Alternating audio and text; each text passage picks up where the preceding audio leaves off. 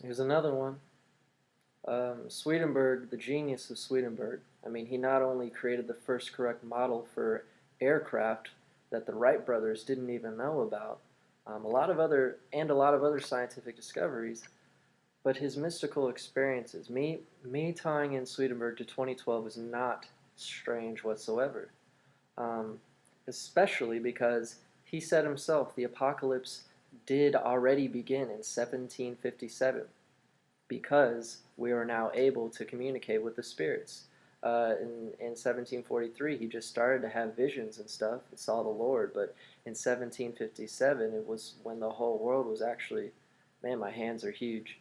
Um, we're capable of doing that as well. And what is very freaking strange, 1755, exactly 2 years prior, is when the planetary underworld began in the Mayan calendar. You have the huge cycle, and then it gets smaller and smaller by increments of 20. And right when the planetary underworld ended, he said that was the next apocalypse. So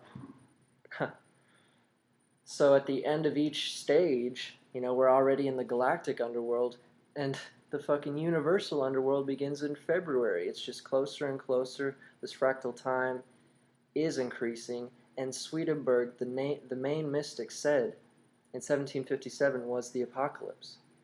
And it just happens to correspond to the Jaguar Pyramid in Tikal if it's a calendar.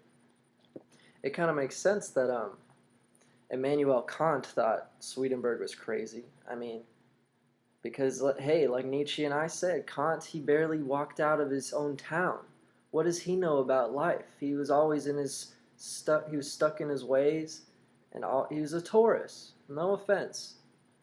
But he was a Taurus, which is not a placement that allows for a lot of expansive mind consciousness enhancing thoughts. No offense, you're great film directors, David Fincher, Wes Anderson, Michel Gondry, but you've never written a book. Like in England, guess what? The main philosophers in England, they did a poll. Most British philosophers prefer Tauruses, and this is like Kant, Hobbes, all these people, not Hobbes, all these people who are Taurus, who are extremely just skeptical of any metaphysical things, really practical, just want to see the mind as a mechanic.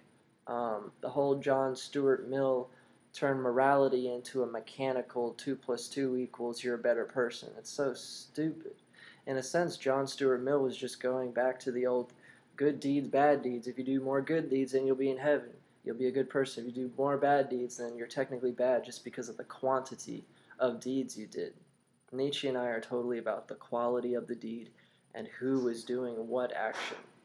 Just like Swedenborg says, intention is an act of its own. Okay? Okay, back to Swedenborg. When Swedenborg was at his friend's house, he arose immediately and was like, holy shit, there's a fire at my house. This is what houses will be burned. This is the cause of the fire. And then, of course, when he went back, it was exactly correct. This was like thousands of miles away. He just tapped into that. And Carl Jung took notice of this in his book, Synchronicity. Okay?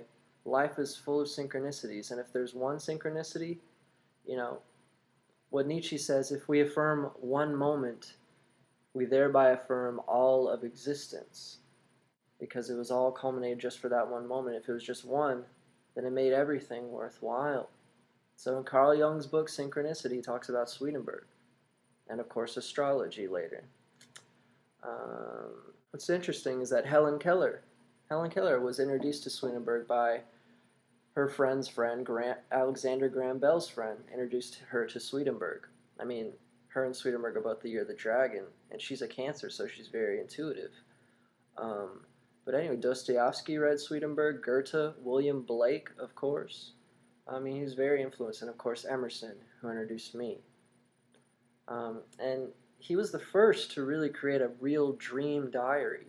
Like he did dream analysis centuries before Jung and Freud. I mean, he was really the first to kind of question the archetypes of these dreams he was having. Okay, and he really believed that Hebrew was the closest language to speaking in tongues per se. Just like Baruch atah Adonai Eloheinu melech haolam. Like he really thought that was the closest to the old language. Like the further back you go, the closer to spirit language was technically, and that ties perfectly into McKenna's, you know, DMT trips. Johnny Appleseed, he even read Swedenborg. He would pass out Swedenborg books to people. He would say, "Good news, fresh from heaven." I mean, a lot of people liked Swedenborg because it wasn't just as black and white as most Christianity. Swedenborg denied the Trinity. He believed God, Christ God, was the one God to finally come down, and a lot of different things that the church didn't really find agreeable.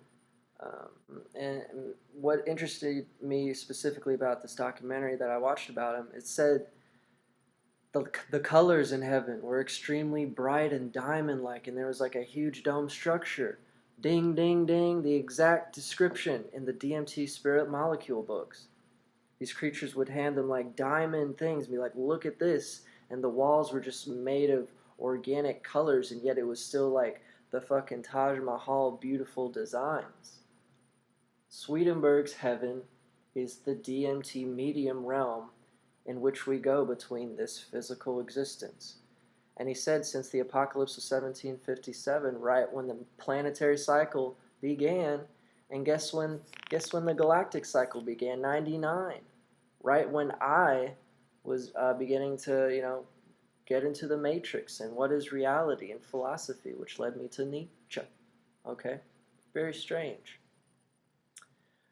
But yeah, Kant wanted Swedenborg in a madhouse, yet he never walked fucking 100 steps outside of his town. So what does he know about life?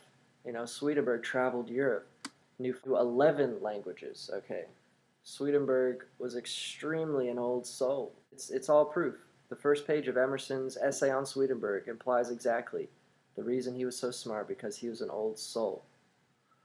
Peace out, y'all.